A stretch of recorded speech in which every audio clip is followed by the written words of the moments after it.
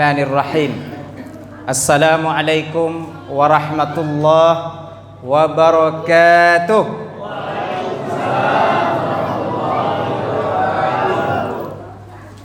Sudah ngantuk adik-adik? Yang jawab salam adik-adik sekalian, mudah-mudahan nanti jadi penghafal Quran. Kita ulangi sekali lagi ya. Assalamualaikum warahmatullahi wabarakatuh.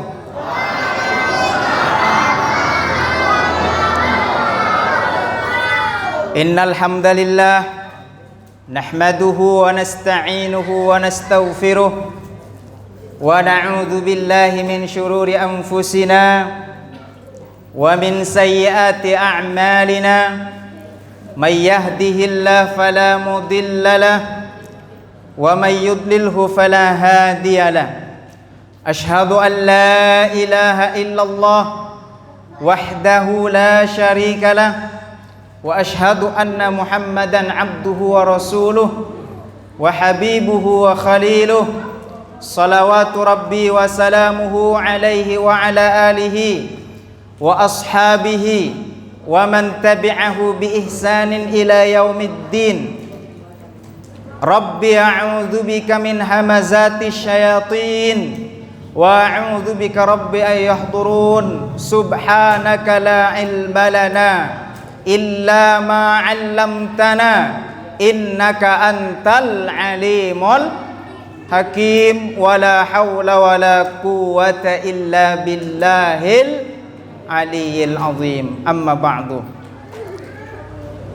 Para ulama, para guru-guru yang hadir di kesempatan malam hari ini, para sesepuh yang saya anggap semuanya yang ada di depan ini adalah guru saya, dan bapak-bapak, ibu-ibu saya anggap sebagai orang tua saya semuanya, adik-adik,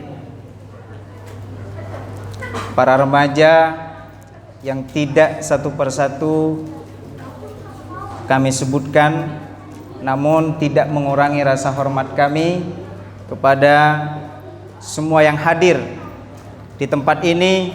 Mudah-mudahan yang hadir di tempat ini diberkahi oleh Allah, diberkahi usianya, diberkahi rumah tangganya, diberkahi anak keturunannya, diberkahi rezekinya, diberkahi seluruh aktivitasnya. Amin Allahumma amin. Ikhwatal iman, ma'asyiral muslimin wal muslimat, para jamaah yang dimuliakan Allah Subhanahu wa taala. Kita mulai dengan satu hadis baginda Nabi Muhammad sallallahu alaihi wasallam. Rasulullah mengatakan kepada para sahabatnya, Rasulullah sallallahu alaihi wasallam menyampaikan kepada para sahabatnya dan disampaikan kepada kita semuanya. Apa hadis yang ingin kami sampaikan untuk memulai kajian kita pada malam hari ini? Yaitu satu hadis di mana Rasulullah sallallahu alaihi wasallam mengatakan kepada kita, "Idza ahabballahu bi'abdin ista'malahu." Jika Allah mencintai seorang hamba, ista'malahu, maka orang itu akan terus dipekerjakan oleh Allah. Jadi orang yang dicintai Allah nggak akan pernah di PHK oleh Allah. Di mana banyak orang-orang dalam kehidupan dunianya, karena COVID kemarin apalagi itu korban PHK banyak sekali. Tapi seorang hamba yang dicintai Allah, ista'malahu, Allah akan terus pekerjakan dia. Para sahabat yang mendengar pada waktu itu bertanya kepada Rasulullah, "Kaifa yasta'miluhu ya Rasulullah?" Bagaimana Allah memperkerjakan hambanya yang Allah cintai, wahai Rasulullah? Maka jawaban Rasul perhatikan, dan mudah-mudahan ini kita termasuk di dalamnya. Apa kata Rasul? Ista'malahu bi'amalin salih qablal maut. Seorang hamba yang Allah cintai, Allah akan pekerjakan dia, Allah akan tuntun dia untuk senantiasa beramal saleh sampai dia nanti wafat. Mudah-mudahan kita berkumpul di tempat ini adalah salah satu bentuk kasih sayang Allah, cinta Allah kepada kita. Mudah-mudahan Allah tuntun kita, bimbing kita terus istiqamah dalam amal soleh sampai kita wafat nanti dalam keadaan husnul khatimah. Amin Allahumma. Husnul khatimah adalah sesuatu yang kita harapkan, mengakhiri permainan kehidupan di dunia yang sebentar ini dengan husnul khatimah. Tentu orang akan wafat sesuai dengan kebiasaannya. Man asya ala syai' mata alaihi. Siapa yang terbiasa melakukan sesuatu, maka Allah akan wafatkan dengan sesuatu kebiasaannya. Orang yang biasa datang ke masjid punya harapan besar saat dia ke masjid, Allah wafatkan dalam kondisi berada di masjid, dalam kondisi suci, dalam kondisi sujud kepada Allah, dan itulah kematian yang terindah yang kita harapkan.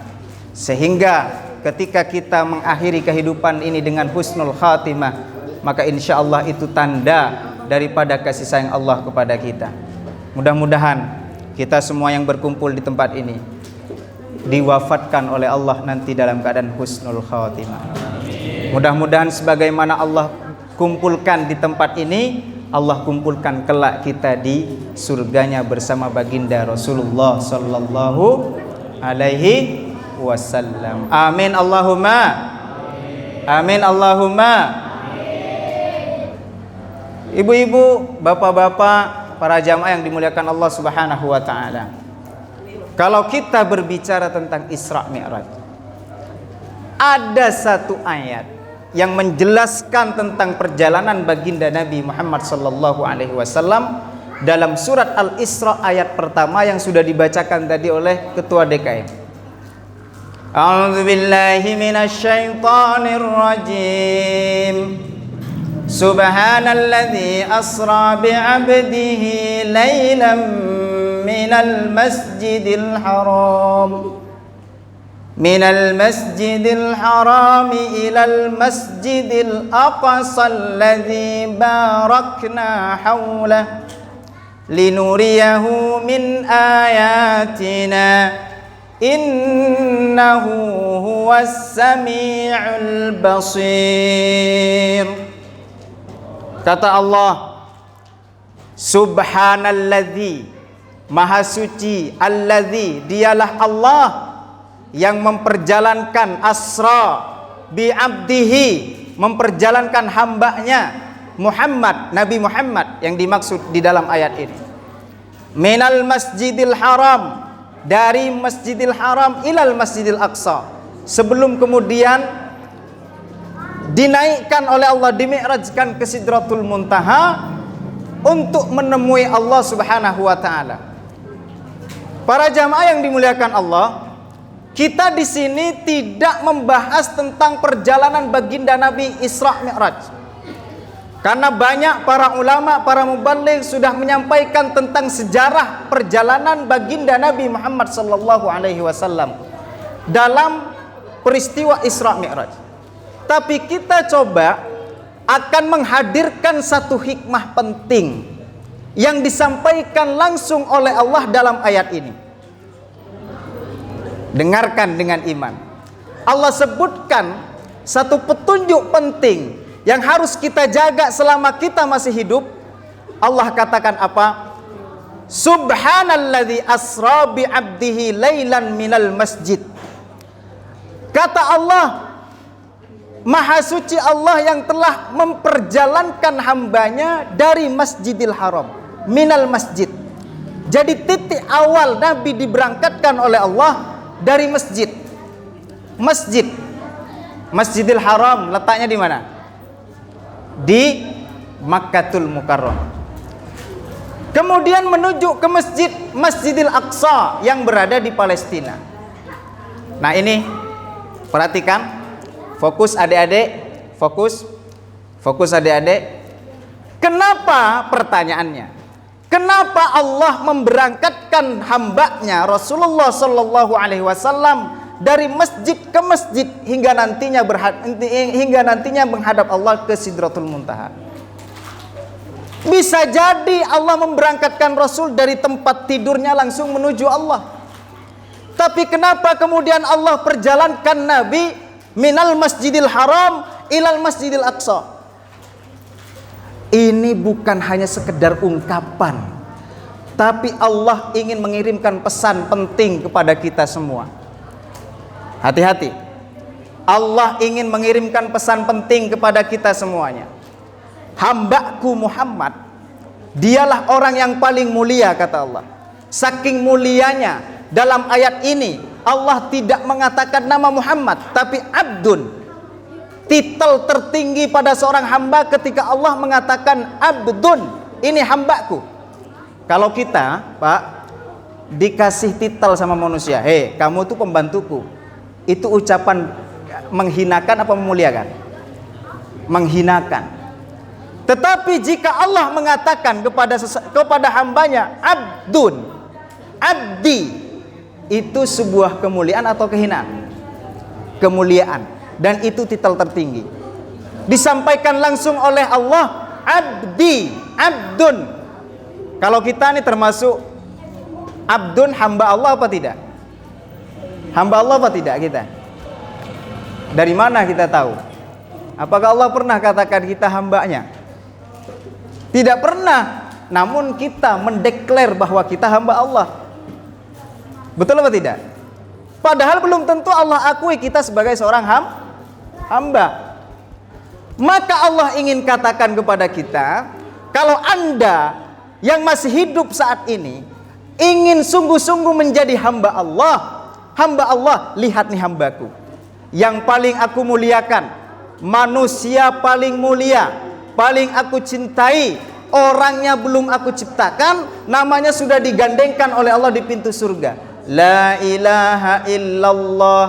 Kalau kita sering mendengarkan puji-pujian di masjid, di musola sebelum azan, miftahul jannah, la ilaha illallah, Muhammadur Rasulullah. Orangnya belum diciptakan, namanya sudah disandingkan dengan nama Allah. Betapa mulianya Nabi Muhammad sallallahu alaihi wasallam. Allah ingin katakan kepada kita, jika Anda yang masih hidup saat ini ingin menjadi seorang hamba Allah, maka ingat, aku pun menjadikan hambaku Muhammad tidak melupakan masjid. Aku berangkatkan dia dari masjid menuju masjid, dari Masjidil Haram Makkah menuju Masjidil Aqsa Palestina sebelum dia menghadapku. Masya Allah, ini pesan penting dari Allah Subhanahu wa ta'ala. Ini pesan penting bahwa kita itu tidak boleh jauh dari masjid, tidak boleh meninggalkan masjid. Bencana besar, kata Nabi, ujian umat ini apa? Ujian umat ini kata Nabi apa? Masajiduhum amiratun wahya harabun minal huda. Masjidnya megah, luar biasa. Orang berlomba-lomba sekarang bangun masjid. Sudah masjidnya bagus, direnovasi lebih bagus lagi. Betul apa tidak, Pak? Kata Rasulullah, ujian umat ini masajiduhum amiratun wahya harabun minal huda. Tapi tidak ada penghuninya, sepi dari kegiatan agama. Anak mudanya pada menjauh dari masjid, tidak peduli berjamaah di masjid. Bukan hanya anak mudanya, orang yang sudah bau tanah, sudah tua renta, harusnya dia sadar, harusnya dia mendekat dengan masjid, malah mereka tidak memperdulikan masjid. Mungkin ada yang bertanya, Ustadz, ini kan musola bukan masjid. Siapa bilang? Ini masjid. Di zaman Rasul itu masjid ada dua. Perhatikan biar gak salah paham. Di masyarakat kita itu banyak yang salah paham. Kalau musola bukan masjid, Ustaz. Musola ya musola. Ini tolong adik-adik tenang, fokus. Lanjut Bu. Lanjut Bu. Baik. Musola ini masjid. Di zaman Rasulullah itu masjid ada dua. Ada masjid jami. Masjid jami ini yang digunakan sholat Jumat, itu masjid jami namanya. Ada masjid shagir. Masjid shagir, masjid tidak digunakan Jumatan seperti Al-Furqan ini. Keutamaannya gimana Ustadz? Sama-sama punya keutamaan di sisi Allah Subhanahu wa ta'ala. Sama-sama diperintahkan oleh Allah untuk dimakmurkan. Makanya Masya Allah guru-guru kita nih Masya Allah, isi pengajian dimakmurkan. Masya Allah jamaah Masjid Al-Furqan datang ke tempat ini menuntut ilmu. Luar biasa. Masjid ini kata Allah diperintahkan untuk dimakmurkan. Perhatikan dengan iman surat At-Taubah ayat 18. A'udzubillahi minasyaitonir rajim. Innama ya'muru masajidallah man amana billahi wal yaumil akhir. Sesungguhnya orang-orang yang beriman kepada Allah hanyalah orang-orang yang memakmurkan masjid. Perhatikan, ini ayat Pak, tamparan keras untuk kita. Hei Anda yang mengaku beriman sampai detik ini, Anda ngaku beriman, Allah katakan Anda nggak beriman jika Anda tidak mampu memakmurkan masjid. Karena kata Allah hanyalah orang yang beriman, yang betul imannya, kuat imannya, dialah orang yang senantiasa cinta terhadap masjid, senantiasa berusaha memakmurkan masjid. Penting apa tidak masjid ini? Diundang oleh Allah 5 kali kita. Diundang 5 kali sehari. Mulai dari subuh, hayya 'alas salah, muadzin Al-Furqan, surat Musholla Al-Furqan atau Masjid Al-Furqan. Ayo datang sholat. Itu panggilan Allah untuk kita, diundang. Namun sayang 1000 sayang, orang yang diundang oleh Allah terbagi terhadap beberapa bagian. Ada yang dia sebelum dipanggil Allah sudah datang saking rindunya kepada Allah. Dialah orang yang paling istimewa di hadapan Allah. Ada orang yang dipanggil tapi tidak menghiraukan panggilan Allah. Ada orang yang dipanggil datang tapi terlambat. Masya Allah, kalau kita nih Bapak Ibu yang dimuliakan Allah, diundang misalnya besok Ustadz Ramadan, Ustadz Ramadan ya, diundang sama presiden. Ustadz Ramadan menyiapkan segala sesuatunya, dipilih pakaian terbaik, pecinya peci terbaik, betul atau tidak?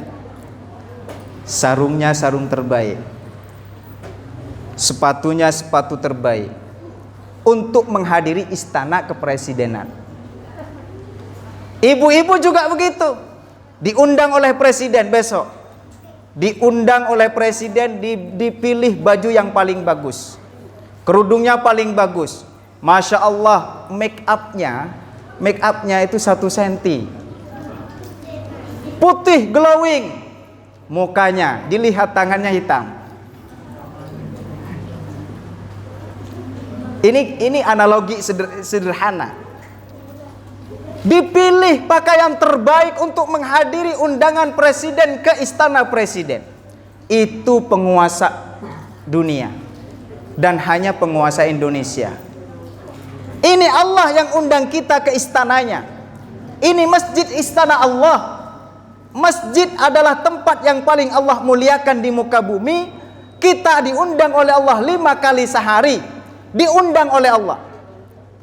Bukan hanya sekedar diundang. Orang yang diundang itu oleh Allah diberikan jamuan sangat luar biasa. Dan Bapak Ibu jangan pernah berharap jamuannya nanti di masjid ada kayak gini nih. Ini malam ini aja Bu, Pak, besok insya Allah ada, tapi bawa sendiri. Betul atau tidak? Dijamu dengan apa oleh Allah Subhanahu wa ta'ala? Mulai dari berangkat ke masjid, mulai dari rumah siap-siap berangkat ke masjid. Dengarkan dengan iman sabda Nabi. Kata Nabi, man tatahhara fi baitihi, siapa yang beruduk dari rumah, summa masya ila baitin fi buyutillah, kemudian dia melangkahkan kakinya ke rumah-rumah Allah. Liyaqdiya faridatan min faraidillah, untuk melaksanakan sebuah kewajiban daripada kewajiban-kewajiban Allah. Perhatikan apa? Kanat khutwatahu, maka setiap langkahnya, setiap ayunan kakinya, kata Allah, kata Rasulullah, ihdahuma tahuttu khati'atan, yang satu melangkah dia menggugurkan dosa-dosa,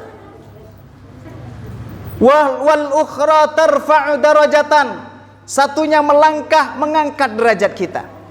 Masya Allah, itu hanya dari berangkat dari rumah sampai masjid sudah Allah apresiasi. Dengan apa apresiasinya? Dengan ampunan dan diangkat derajatnya di sisi Allah Subhanahu wa ta'ala. Ampunan Allah tuh mahal. Kita kesini nih, kesini karena kita mengharap ridha Allah, ampunan Allah. Kenapa kita berpuasa? Mengharap ampunan dan ridha Allah. Karena kita nih manusia yang tidak lepas dari dosa. Masya Allah, setiap saat kita berdosa. Mata kita berdosa, telinga kita berdosa, mulut kita berdosa, caci maki, sumpah serapah. Tangan kita mungkin pernah ngambil hak orang lain, kemaluan berdosa. Mungkin ada di antara yang hadir di tempat ini pernah berzina, dan itu hanya Anda yang tahu dengan Allah. Nggak ada yang tahu. Bisa jadi sebab dia berangkat ke masjid, rontok tuh dosa, diangkat derajat oleh Allah Subhanahu wa ta'ala. Masya Allah. Belum nyampe ke masjid sudah diapresiasi oleh Allah. Belum lagi kalau dia sudah nyampe ke masjid, malaikat nunggu di pintu masjid, di sudut-sudut masjid, ditunggu oleh malaikat. Apa kerjaan mereka, Ustadz? Kerjaan mereka bukan hanya ngawasin kita. Kerjaan mereka mendoakan. Haula yastaghfiruna ma dama fi musalla. Mereka memohonkan ampun kepada kita selagi kita berada di musalla, tempat sujud kita, masjid kita. Apa doa mereka? Allahumma ufir lahum warhamhum, Allahumma ufir lahum warhamhum. Ya Allah, ampuni mereka, ya Allah, rahmati mereka. Ini doa jangan dikira hanya untuk mayat saja. Doa ini doa malaikat untuk kita semuanya yang berada di masjid. Selama kita berada di masjid, malaikat mendoakan kita, Allahumma ufir lahum warhamhum, Allahumma ufir lahum warhamhum. Saat ini kita duduk, malaikat doakan kita, Allahumma ufir lahum warhamhum. Bagaimana tidak rontok dosa-dosa kita. Mudah-mudahan sebelum kita beranjak dari tempat ini, kita pulang ke rumah kita dalam keadaan bersih daripada dosa. Amin Allahumma. Itu masjid. Jadi pelajaran penting daripada Isra Mi'raj. Rasul diberangkatkan oleh Allah dari Masjidil Haram menuju Masjidil Aqsa, agar kita, Allah mengirimkan pesan penting kepada kita, agar kita umatnya jangan tinggalkan masjid. Kalaupun kita sedang safar, Pak, mau bepergian, sunnahnya kita sebelum melanjutkan perjalanan kita mampir ke masjid, agar suasananya suasana masjid terus ada pada kita. Sebelum kita pulang dari safar kita, sebelum nyampe ke rumah, usahakan mampir ke masjid, lakukan sholat sunnah. Itu sunnahnya. Begitupun Rasulullah diajarkan oleh Allah sedemikian rupa. Bagaimana dia harus mencintai masjid, diberangkatkan dari masjid menuju masjid, hingga akhirnya dia, Rasulullah, menerima perintah sholat 5 waktu. Mudah-mudahan kita semuanya diberikan hidayah oleh Allah Subhanahu wa ta'ala, sehingga kita mampu melangkahkan kaki ini ke rumah Allah yang dimuliakan oleh Allah Subhanahu wa ta'ala. Diundang oleh Allah, sebelum diundang datang. Jangan kemudian kita tidak diundang tapi keluarga kita nganterkan kita ke masjid. Kapan itu? Saat kita sudah wafat. Gak diundang oleh Allah. Hei fulan, kamu kan saya gak diundang. Tapi keluarganya maksa, ayo kita bawa ke masjid, kita sholatkan di masjid. Jangan sampai nunggu ajal sudah tiba, barulah kita merasakan yang namanya masjid. Masjid pun tidak mau dengan kita. Na'udzubillahi min. Oleh karena itu, selama jasad ini, jantung ini masih berdetak, maka makmurkan masjid dengan kegiatan sholat berjamaah, dengan kegiatan agama. Mudah-mudahan Allah mudahkan semuanya langkah kita. Yang kedua, tadi dipesankan oleh DKM Ustadz, karena sebentar lagi kita Ramadan, coba kita kasih nasihat tentang Ramadan. Nasihat ini Ustadz bukan untuk para jamaah, tapi untuk saya pribadi. Para ulama menulis kitab, setelah tulisannya sempurna, dia baca kembali. Ditanyakan, wahai imam, kenapa engkau kemudian mengulang-ulang membaca kembali tulisan yang sudah engkau tulis?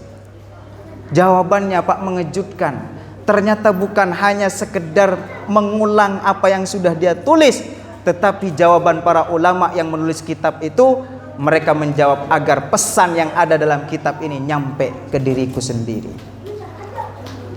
Jadi ceramah ini bukan untuk bapak-bapak, bukan untuk ibu-ibu, untuk saya pribadi.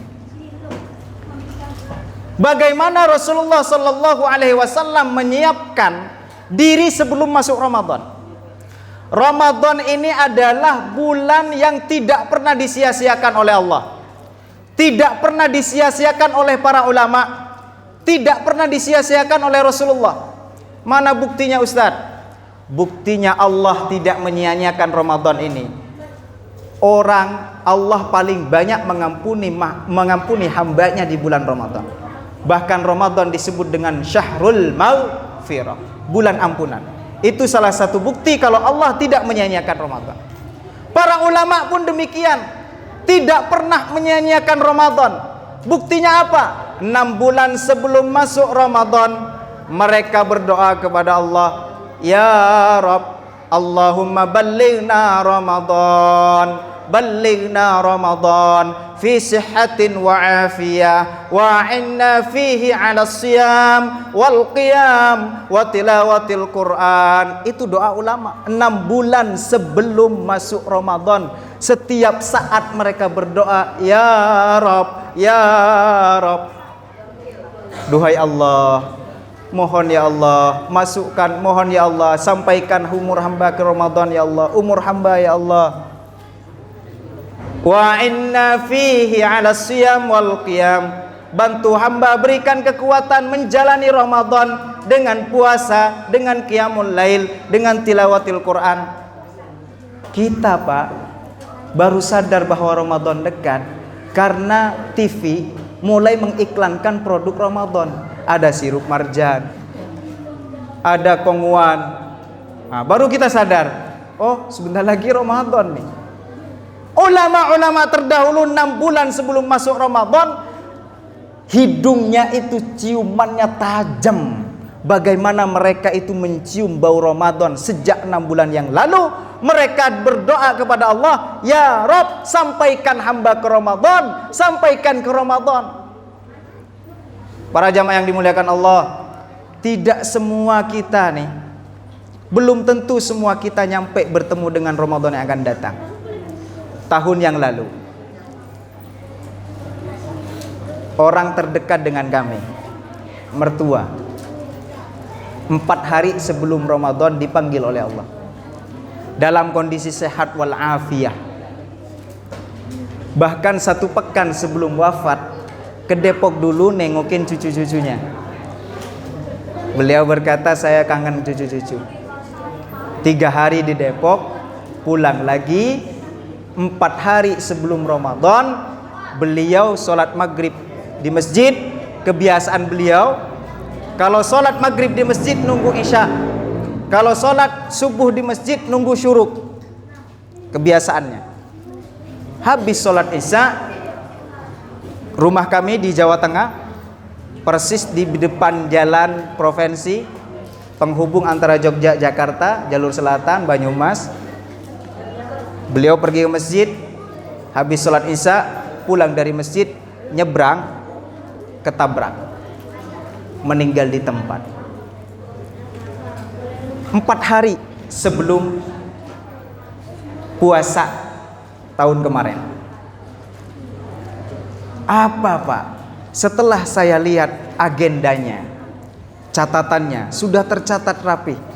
10 awal Ramadan saya akan tarawih di masjid ini, kultum di masjid ini. 10 hari kedua Ramadan saya akan berada di masjid sana. 10 terakhir saya akan iktikaf di masjid sana. Semuanya tercatat rapi, diagendakan. Tapi siapa yang tahu bahwa sebelum Ramadan, 4 hari sebelum Ramadan, namanya sudah berada di tangan malaikat maut. Dan kita tidak tahu. Hitungan hari Ramadan sebentar lagi, bisa jadi nama kita sudah ada di genggaman malaikat maut. Karena itu kita berdoa kepada Allah, ya Rabb ballighna Ramadan, ballighna Ramadan. Ya Rabb, sampaikan usia kami ya Allah untuk berjumpa dengan Ramadan. Ya Rabb, kami mohon kepadamu ya Allah, kalaupun kami ditakdirkan, salah satu kami ditakdirkan tidak bertemu dengan Ramadan tahun ini, ya Allah, berikan kami pahala, sempurnakan pahala Ramadan kami ya Allah. Amin Allahumma. Jadi penting orang yang menyanyiakan Ramadan, orang yang menyanyiakan sesuatu barang, karena orang itu tidak tahu harganya. Betul apa tidak? Contoh sederhana, orang yang tidak tahu harga kacamata ini, bahwa kacamata ini 40 juta, maka dia akan condong untuk menyanyiakan, dibuang, dilempar. Betul apa tidak? Ini contoh loh Pak, bukan 40 juta, ini murah, ini murahan. Orang yang tidak tahu harga baju, bahwa ini 10 juta, maka kalaupun kena noda, kotoran, biasa saja, murah, dia tidak tahu harganya. Tapi kalau tahu harganya mahal, maka dia condong akan lebih proteksi, berhati-hati. Nah, orang yang menyia-nyiakan Ramadan itu adalah orang yang tidak tahu harga Ramadan itu seperti apa. Para jamaah yang dimuliakan Allah, adakah di antara kita orang-orang terdekat yang sudah pulang ke hadapan Allah? Ada, betul atau tidak? Tahu tidak apa yang diharapkan mereka saat ini dalam kubur?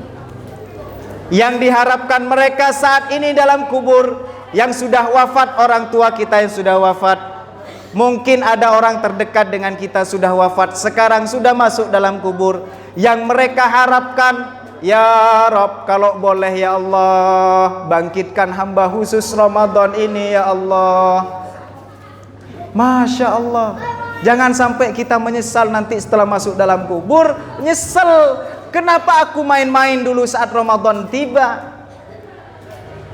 Jadi orang yang mempermainkan Ramadan, tidak memperhatikan Ramadan, orang itu tidak tahu harga Ramadan itu sebesar apa.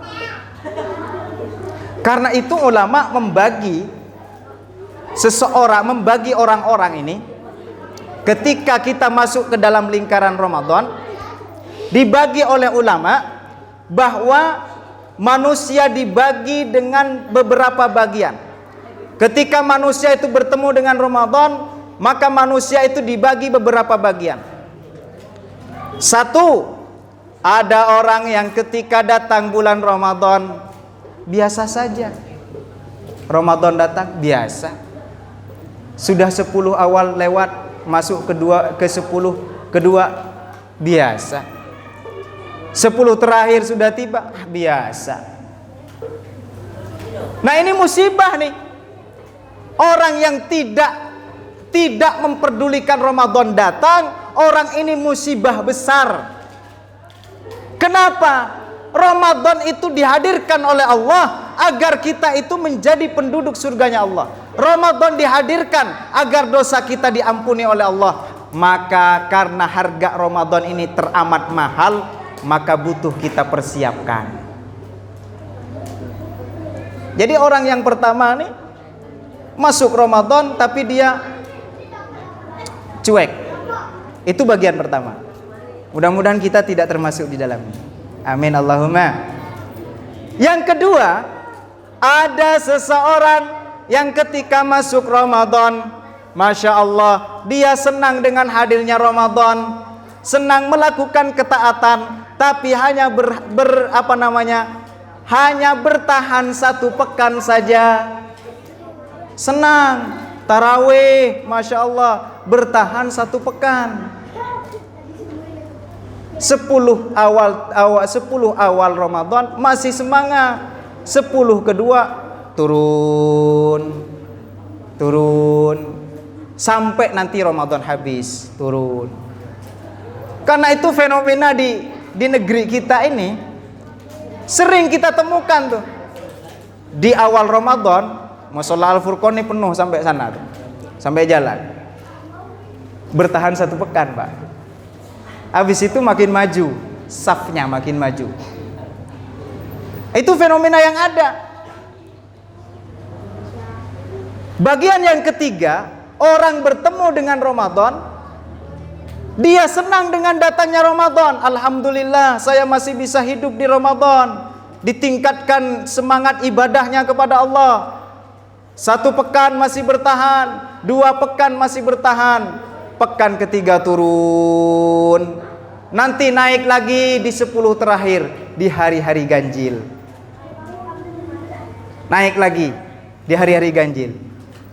Nyari apa kamu di hari ganjil? Nyari Lailatul Qadar. Nah, kita jangan tertipu dengan hari-hari ganjil. Lailatul Qadar itu bisa jadi Allah turunkan di awal Ramadan. Itu rahasia Allah. Karena itu rahasia Allah, maka kita harus semangat menghiasi seluruh hari-hari Ramadan, malam-malam Ramadan dengan ibadah kepada Allah Subhanahu wa ta'ala. Tapi masih mending, Pak. Turun 10 terakhir, naik lagi di hari ganjil. Yang keempat, bagian orang yang keempat ketika masuki Ramadan, dia senang dengan datangnya Ramadan. Masya Allah, 10 hari pertama ibadahnya meningkat, 10 hari kedua turun, naik lagi nanti di 10 terakhir iktikaf, naik lagi. Ini enggak peduli ganjil genap lagi, ya. Pokoknya 10 terakhir saya iktikaf. Masya Allah, makin bagus, betul tidak? Tapi yang kelima apa? Seseorang ketika masuk Ramadan, 10 hari pertama dia semangat, 10 hari kedua makin semangat, 10 hari ketiga makin semangat. Itulah puasanya Nabi. Puasa baginda Nabi Muhammad sallallahu alaihi wasallam. Nabi ketika masuk Ramadan, 10 hari pertama meningkat, 10 hari kedua makin meningkat, 10 hari ketiga makin meningkat, sampai ada 3 hal yang Nabi lakukan. Apa 3 hal itu? 1, syadda mi'zarahu. Nabi mengencangkan ikatan sarungnya. Artinya Nabi di 10 terakhir itu tidak bergaul dengan istrinya. Padahal bergaul dengan istri adalah nafkah terbaik untuk istri kita, tapi Nabi tinggalkan. Wa aiqadha ahlahu, Nabi bangunkan keluarganya, ayo iktikaf. Wa ahya lailahu, Nabi hidupkan malam-malamnya. Di 10 terakhir Nabi hidupkan malamnya. Makanya di zaman Nabi dulu, kalau sudah masuk 10 terakhir, roda perekonomian itu redup, Pak. Redup. Sampai bahkan bisa di zaman Nabi ketika masuk 10 terakhir nggak ada orang yang jualan di pasar. Roda ekonomi redup. Dia mengkhususkan dirinya hanya dengan Allah. Berbeda dengan kita sekarang. Masuk 10 terakhir Oh, Masya Allah. Makin mahal tuh. Barang-barang makin mahal. Kita pun menumpuk-numpuk barang untuk persiapan lebaran. Betul apa tidak? Betul apa tidak? Sibuk mikirkan dunia. Di mana orang-orang soleh terdahulu, di mana para nabi terdahulu, di mana nabi yang sudah jelas surganya. Ketika 10 terakhir bersama para sahabatnya, roda ekonomi itu seakan-akan terhenti karena mengkhususkan malam-malamnya hanya dengan Allah Subhanahu wa ta'ala. Mudah-mudahan kita jadi yang kelima. Ramadan ini mudah-mudahan menjadi Ramadan terbaik untuk kita. Amin Allahumma amin.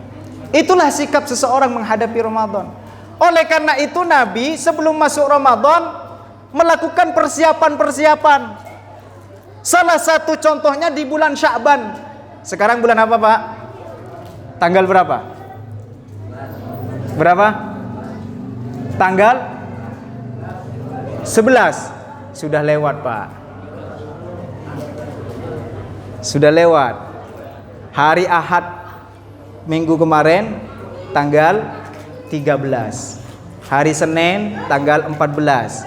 Hari Selasa tanggal 15. Kemarin, minggu kemarin, bukan sekarang.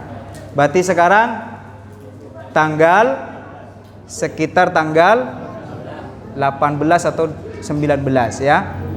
Artinya sebentar lagi kita akan memasuki Ramadan. Apa yang Nabi lakukan? Lihat hadis Usamah bin Zaid. Usamah bin Zaid bertanya kepada Nabi, "Ya Rasulullah, aku tidak pernah melihat engkau ini berpuasa di hari-hari biasa seperti puasamu di bulan Sya'ban ini." Nabi berpuasa penuh bulan Sya'ban, sepenuhnya. Dari mulai hari pertama sampai hari terakhir. Di riwayat yang lain, Nabi berpuasa lebih banyak yang beliau hiasi dengan puasa daripada tidak puasa di bulan Sya'ban. Ketika Nabi ditanya tentang itu, apa jawaban Nabi? "Dzalika syahrun yufalun nasu anhu." Wahai sahabatku, sebulan Sya'ban itu adalah bulan yang banyak dilupakan oleh manusia. Bainar Rajab wa Ramadan, karena letaknya berada di bulan Rajab dan bulan Ramadan. Bulan Rajab kemarin bulan haram. Kita menghiasi bulan haram dengan apa? Dengan meningkatkan ibadah. Sebentar lagi masuki bulan Ramadan. Betul apa tidak? Bulan Sya'ban berada di tengah. Sering kita katakan bulan Sya'ban ini bulan kejepit. Betul apa tidak? Bulan ini yang sering dilupakan oleh manusia. Nabi memilih apa? Memilih berpuasa. Dihiasi dengan puasa oleh Nabi sebagai titik awal persiapan untuk memasuki bulan Ramadan. Allahumma shalli ala Muhammad. Allahumma shalli ala Muhammad. Lanjut apa tidak nih? Beneran? Saya mau tanya ibu-ibu, lanjut Bu? Lanjut Bu? Bapak-bapaknya udah capek Bu? Ibu-ibu lanjut Bu? Ibu-ibu mau lanjut saja, udah bapak-bapaknya udah capek.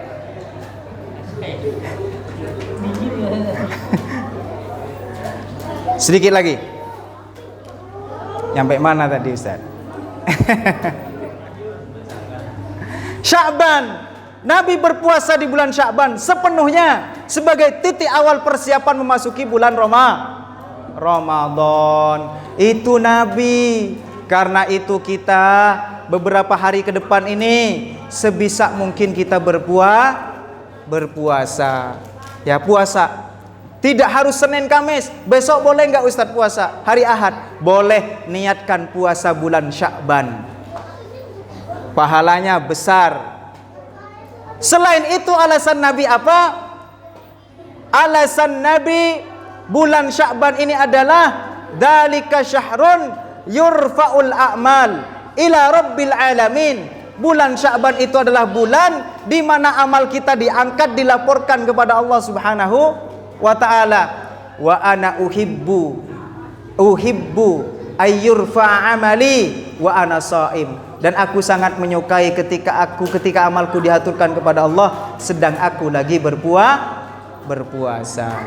Maka sebagai persiapan awal, ayo hidupkan sisa-sisa Sya'ban ini dengan kita berpuasa sunnah. Tidak harus setiap hari. Kalau tidak kuat setiap hari, maka sehari puasa, sehari tidak. Niatkan puasa Sya'ban sebagai persiapan kita untuk menuju Ramadan. Sehingga di Ramadan nanti kita sudah merasa nikmat berpuasa. Nggak ada lagi orang-orang yang diam-diam makan, ya, karena sudah terbiasa di bulan Sya'ban.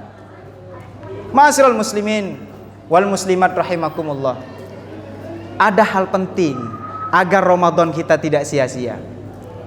Penting ini, catat, tolong catat, agar puasa kita tidak sia-sia di hadapan Allah Subhanahu wa taala.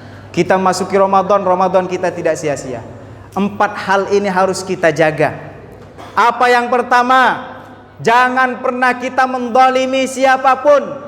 Ketika Allah menceritakan tentang bulan haram, dimulai dari bulan Rajab, masuk bulan Sya'ban, sebentar lagi Ramadan, maka apa kata Allah?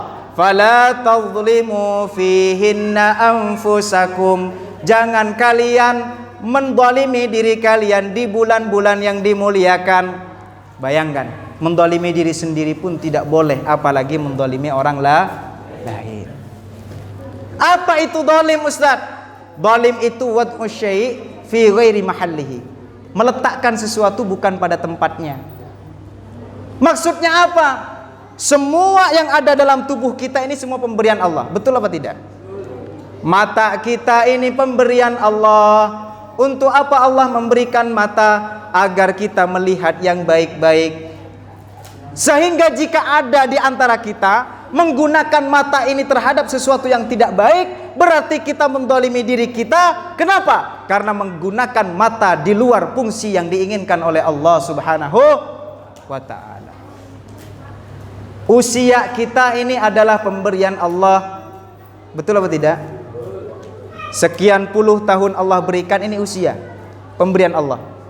Agar apa Allah berikan usia yang panjang? Agar kita memaksimalkan ketaatan kepada Allah.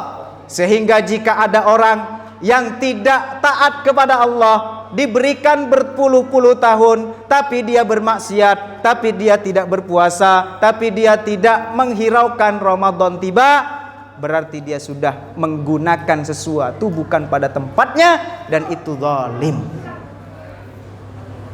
Waktu kita ini pemberian Allah, waktu pemberian Allah. Untuk apa Allah berikan waktu untuk kita? Agar waktu yang Allah berikan, agar kita gunakan untuk mengabdikan diri kita kepada Allah. Sehingga dengan waktu yang sekian lama ini, kita tidak mampu menggunakan untuk beribadah kepada Allah, berarti kita menzalimi diri sendiri karena menggunakan waktu di luar apa yang diinginkan oleh Allah Jalla Jalaluh. Pertama. Sehingga kalau kita zalim, masuk bulan Ramadan masih zalim, masih lalai, masih menggunakan apa yang diberikan Allah bukan pada tempatnya, jangan harap ibadah Ramadan kita diterima oleh Allah Subhanahu. Pertama. Kedua, tolong hidupkan sholat sunnah. Sholat sunnah mulai sekarang. Install kembali, aktifkan kembali, khususnya sholat sunnah yang nantinya akan digandengkan oleh Allah dengan sholat sunnah yang tidak pernah ada di bulan Ramadan. Khususnya sholat witir. Sholat witir ini Pak, nanti salah satu sunat, sholat sunnah yang oleh Allah akan digandengkan dengan sholat sunnah yang tidak pernah ada selain di bulan Ramadan, yaitu sholat tarawih. Maka hidupkan dari sekarang. Abu Hurairah mengatakan kepada kita, Ausani khalili bisalasatin. Kata Abu Hurairah, mewasiatkan kepadaku kekasihku Nabi Muhammad sallallahu alaihi wasallam dengan 3 hal. Apa yang diwasiatkan oleh Rasul kepada Abu Hurairah? Siyamu salasati yaumin fi kulli syahr. Berpuasa 3 hari setiap bulannya. Tanggal 13, 14, 15. Yang disebut dengan Ayyamul Bait. Sudah lewat Pak. Sudah lewat kemarin. Itu yang diwasiatkan Nabi. Yang kedua, wa an utira qabla an anam, agar aku melaksanakan witir sebelum tidur. Kalau Anda, kita semuanya adalah orang yang susah bangun sebelum subuh, usahakan sebelum tidur kita laksanakan sholat witir minimal 1 rakaat. Yang ketiga apa? Yang ketiga sholatud duha. Ini diwasiatkan Nabi. Aku diwasiatkan oleh kekasihku Rasulullah untuk menjaga keistiqomahan sholat duha. Sholat duha 2 rakaat itu mampu menggantikan senilai mensodakohi seluruh ruasan yang ada dalam tubuh kita, yang jumlahnya 360 ruasan atau sendi. Dengan 2 rakaat sholat duha berarti kita sudah mensedekahi sendi-sendi yang ada dalam tubuh kita. Tolong dijaga. Aktivasi sholat sunnah mulai sekarang. Yang ketiga, ihdar ala su'i dhanni billah wa bil makhluk. Agar Ramadan kita terasa nikmat nanti, agar Ramadan kita diterima oleh Allah Subhanahu wa taala, maka buang jauh-jauh, bersihkan hati kita daripada buruk sangka kepada Allah ataupun buruk sangka kepada makhluk. Buruk sangka kepada Allah contohnya seperti apa? Kena musibah, jangan buruk sangka kepada Allah. Bisa jadi di balik musibah itu Allah menyediakan banyak hikmah yang belum kita ketahui. Betul apa tidak? Mungkin ada di antara kita nih yang diuji oleh Allah. Oh, ternyata Allah menyiapkan hadiah, kejutan, surprise. Ya, dan itu kita rasakan setelah berhari-hari bahkan berbulan-bulan menjalani musibah itu dengan penuh kesabaran. Betul apa tidak? Atau buruk sangka kepada makhluk, suami buruk sangka kepada istri, buang jauh-jauh. Istri buruk sangka kepada suami, buang jauh-jauh. Ustadz, gimana enggak buruk sangka?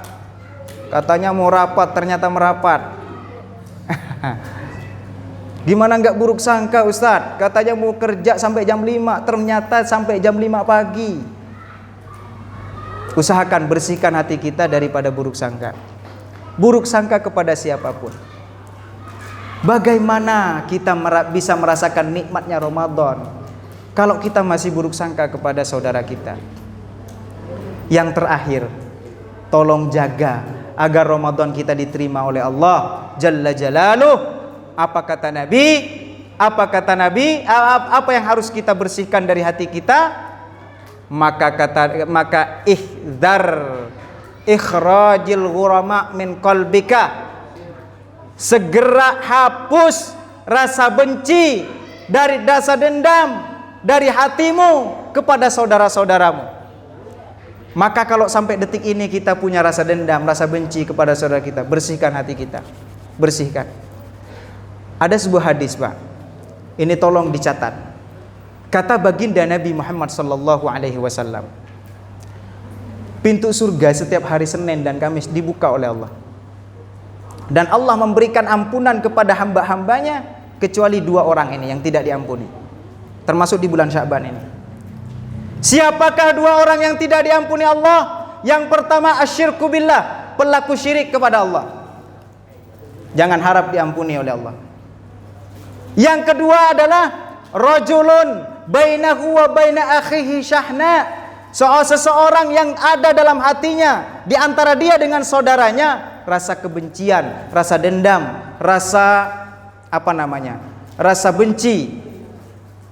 Maka kata Allah perintahkan malaikat, wahai malaikat, anziru hadaini hatta yastaliha. Malaikat jangan terima amalnya. Tunggu, jangan terima amalnya 2 orang ini yang saling membenci. Hatta yastaliha, sampai 2 orang ini berdamai dengan saudaranya.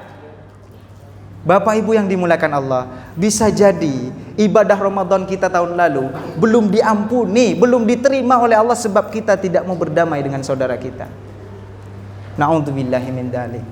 Oleh karena itu, kata Nabi di dalam hadis lain disebutkan, la yahillu li muslimin, tidak halal bagi seorang muslim ayyahjuru akhahu fawqa salasin.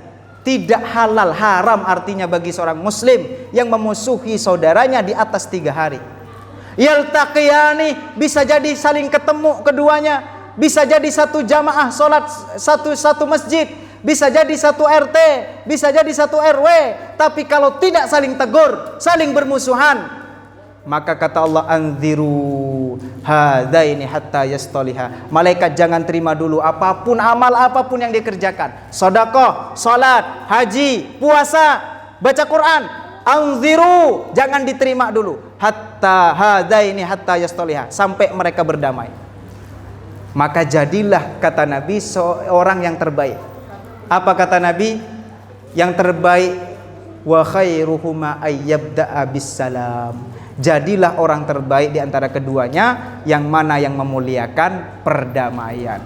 Maka mulai saat ini tinggalkan malu, tinggalkan gengsi. Kalau kita selama ini tidak saling tegur, tidak saling sapa, maka jadilah yang terbaik, kata Nabi. Wa khairuhuma, yang terbaik di antara keduanya yang tidak saling tegur itu ayyabda'a bisalam, orang yang memulai dengan perdamaian. Minta maaf terlebih dahulu bukan suatu yang aib. Bahkan orang yang merendahkan, orang yang rendah hati dimuliakan oleh Allah Subhanahu wa ta'ala. Bagaimana ibadah Ramadan kita bisa nikmat kalau di dalam hati kita penuh dengan kebencian, dendam kepada saudara kita?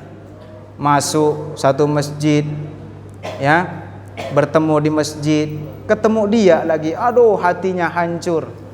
Masya Allah, tidak akan merasakan nikmat dan tidak akan pernah diterima ibadahnya oleh Allah Subhanahu wa ta'ala. Inilah 4 hal yang harus kita jaga sebelum kita memasuki bulan Ramadan, sehingga kita masuk di bulan Ramadan ini dengan penuh kenikmatan, kebahagiaan, dan mudah-mudahan ibadah Ramadan kita yang akan datang ini diterima oleh Allah Subhanahu wa ta'ala.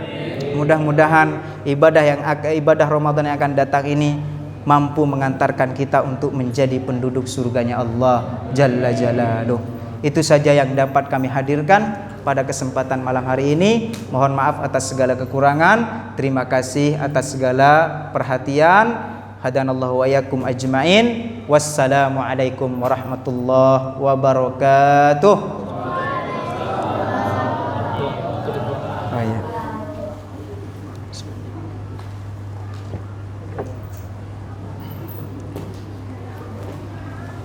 Baik para jamaah yang dimuliakan Allah, marilah kita akhiri majelis kita di malam hari ini dengan bersama-sama berdoa kepada Allah Subhanahu wa ta'ala. Mudah-mudahan doa-doa kita diijabah oleh Allah Subhanahu wa ta'ala. Mudah-mudahan dosa-dosa kita diampuni oleh Allah Subhanahu wa ta'ala. Mudah-mudahan orang tua kita yang sudah wafat menghadap Allah Subhanahu wa ta'ala, Allah muliakan mereka, Allah ampuni dosa-dosa mereka. A'udzu billahi minasyaitonir rajim. Bismillahirrahmanirrahim. Hamdasy syakirin, hamdan yuwafi ni'amahu wa yukafi mazida. Ya Rabbana lakal hamdu wa lakas syukur kama yanbaghi li jalali wajhika wa 'azimi sultanik. Allahumma salli ala sayyidina Muhammad wa ala ali sayyidina Muhammad. Allahumma ighfir lana dhunubana wa liwalidina warhamhum kama rabbawna shighara. Allahumma ighfir lil muslimina wal muslimat wal mu'minina wal mu'minat al ahya'i minhum wal amwat. Duhai Allah yang Maha Rahman Maha Rahim, ya Rabb, kami duduk di tempat ini karena mengharap ridha-Mu ya Rabb. Kami duduk di tempat ini karena kami banyak dosa ya Allah. Banyak di antara kami ya Allah hadir ke tempat ini membawa segudang dosa ya Allah. Saking besarnya dosa kami ya Allah, sampai hilang dari ingatan kami ya Rabb, padahal tidak pernah hilang dari catatan-Mu ya Rabb. Malaikat-Mu mencatat rapi terhadap dosa-dosa yang pernah kami lakukan ya Allah. Seluruh tubuh kami ini sudah bermaksiat kepada-Mu ya Allah. Mulai dari mata yang melihat aurat bukan haknya, mulut dari sumpah serapa berbohong, telinga mendengarkan suara yang tidak Engkau ridhai ya Rabb, perut dari mulai yang syubhat sampai yang haram, kemaluan dari berzina ya Allah. Jika ada di tempat ini yang pernah berzina, terjerumus ke dalam perzinahan ya Rabb, bahagiakan mereka ya Allah dengan ampunan-Mu ya Allah. Bahagiakan mereka dengan rahmat-Mu ya Rabb. Bahagiakan mereka dengan ampunan-Mu ya Allah. Tangan ini sudah bermaksiat kepada-Mu ya Allah dengan mengambil hak orang lain. Kaki ini sudah bermaksiat kepada-Mu dengan melangkah ke tempat yang tidak Engkau ridhai ridai. Malam ini hamba kami gunakan kaki ini melangkah ke rumah-Mu ya Rabb. Kami mohon kepadamu ya Allah, dari setiap langkah yang kami ayunkan, ya Allah, jadikan penyebab tergugurnya dosa-dosa kami. Dari langkah setiap langkah yang kami ayunkan, jadikan penyebab diangkatnya derajat kami di sisi-Mu ya Allah. Duhai Allah, ampuni dosa kedua orang tua kami ya Allah. Mereka yang masih hidup, panjangkan umurnya ya Allah, bahagiakan hidupnya ya Allah. Mudahkan kami ini ya Allah untuk bisa membahagiakannya ya Allah, untuk bisa berbakti kepada keduanya ya Allah. Bagi mereka yang sudah menghadap-Mu wafat ya Rabb, kami mohon kepadamu ya Allah, di malam yang mulia ini ya Allah, di majlis yang mulia ini ya Allah, di rumah-Mu yang mulia ini ya Allah, kami mohon kepadamu ya Rabb, ampuni dosa-dosa mereka ya Allah, ampuni dosa-dosa mereka ya Allah. Muliakan mereka di sisi-Mu ya Allah, tempatkan mereka di surga-Mu ya Allah. Kumpulkan kami nanti bersama mereka di surga-Mu bersama baginda Rasulullah sallallahu alaihi wasallam. Duhai Allah ya Rabbana ya Ghaffar, kami punya guru-guru kami yang sudah wafat ya Rabb, ampuni dosa-dosa mereka ya Allah. Dari setiap amal soleh yang kami kerjakan, alirkan pahalanya kepada mereka. Duhai Allah ya Rabbana, kami mohon kepadamu ya Allah, sebentar lagi kami akan memasuki bulan Ramadan. Kami mohon ya Allah, a'inna 'ala siyam, a'inna 'alal qiyam wassiyam wa qiraatil Quran wal infaq was sadaqah. Bantu kami ya Allah, ringankan tangan kami ya Allah, ringankan hati kami ya Allah. Bantu kami untuk bisa melaksanakan saum dengan sempurna ya Allah. Bantu kami untuk bisa melaksanakan qiyamul lail dengan sempurna ya Allah. Bantu kami agar mampu melaksanakan tilawatil Quran ya Allah. Bantu kami agar mudah hati ini untuk berinfak ya Rabbal Alamin. Duhai Allah, kami mohon kepadamu ya Rabb, ya Allah, jadikan anak keturunan kami anak keturunan yang soleh soleha, mujahid mujahidah, hafid hafidah, da'i da'iyah. Mereka yang nantinya akan mendoakan kami ya Allah. Jadikan mereka anak soleh ya Allah. Jadikan mereka investasi terbaik akhirat kami ya Allah. Ya Rabb, jadikan, tanamkan rasa kasih sayang kepada mereka ya Allah, kasih sayang kepada kami ya Allah. Jadikan mereka ahli ibadah ya Rabb. Jadikan mereka ahli Quran ya Rabb. Jadikan mereka ahli zikir ya Allah. Dekatkan mereka dengan masjid ya Allah. Ya Rabbana ya Ghaffar, suatu saat Engkau akan wafatkan kami ya Allah. Kami mohon kepadamu ya Allah, saat tiba jadwal kematian kami ya Allah, wafatkan kami dalam keadaan husnul khatimah. Wafatkan kami dalam keadaan husnul khatimah, dalam keadaan terbaik, waktu terbaik, tempat terbaik, dalam keadaan sujud di hadapan-Mu ya Allah. Ya Allah, wafatkan kami sebagaimana Engkau wafatkan para kekasih-Mu ya Allah. Ya Allah, selamatkan kami dari goncangan sakaratul maut.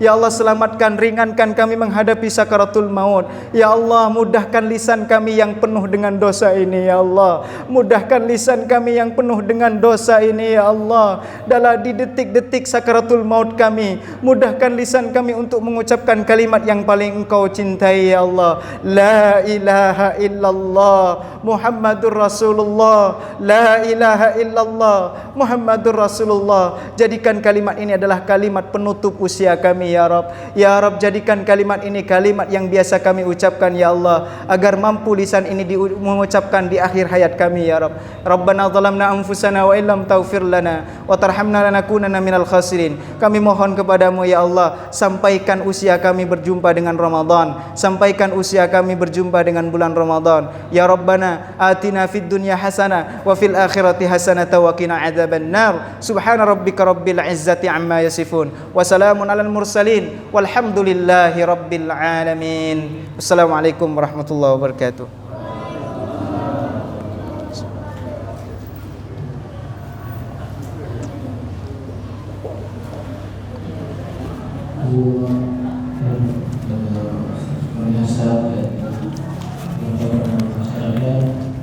Terakhir kepada Bapak Ibu sekalian, sebelum kita sama-sama pulang, ada catatan